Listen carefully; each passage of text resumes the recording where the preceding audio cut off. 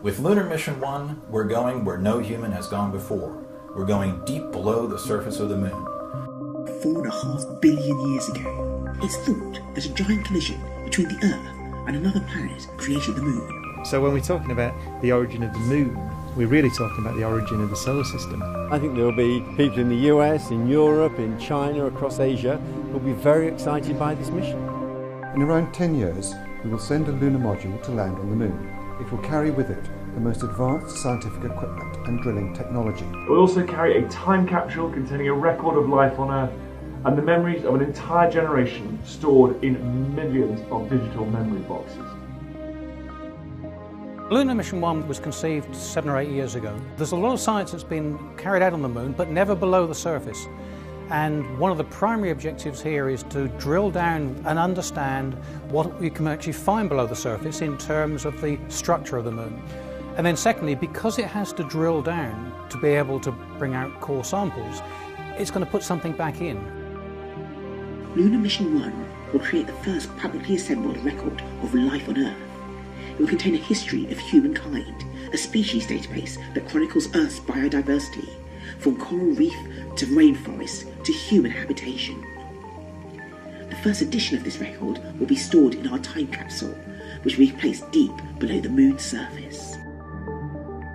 I think the idea of sending a mission to the moon, then to drill into the moon's surface, is a real technological challenge. I think the idea of our being able to store personal material about ourselves, our DNA and digital material, is incredibly exciting. We don't have scientific answers everyone agrees on very simple questions about the moon, such as where did the moon come from?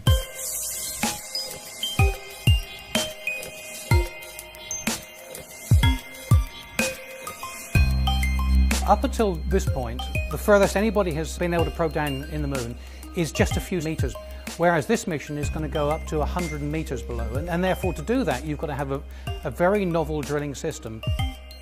The development of that technology will be built by companies that build the most sophisticated equipment in the world. It's world-class science, it will need world-class technology and world-class organisation, and it'll be led in the UK. There will be a generation that are inspired by the missions that are happening now.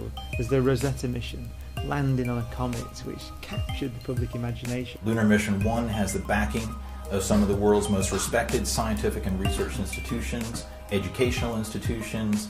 It's something where we're all on our way with a level of understanding and commitment and organization that we've not really seen before. I probably first got excited by science as a young kid watching man first set foot on the moon. Here, I think, is another opportunity for the next generation of scientists and engineers to be really inspired by what we can achieve. If we're going to explore space, and I think we have to, then the moon is the obvious stepping stone. It's the easiest place to land and build a base. Everyone can play a part directly in the funding, that they can know that they've given this money and that money is going to go into the technology which is going to land on the moon, it's going to do the science. I'm a parent, I've got a 5-year-old. What a wonderful thing to do, to say, well, here you go, there's my money, I'm part of this mission. But I think the key thing for me is that everybody can say, I think we should explore space. I want to increase the sum total of human knowledge. I want to know how the solar system formed. It's important, and so I am going to do something about it. I think space is going to be the defining issue of our era. I urge you to get involved and support Lunar Mission 1. It's a once-in-a-lifetime opportunity. Welcome to Lunar Mission 1.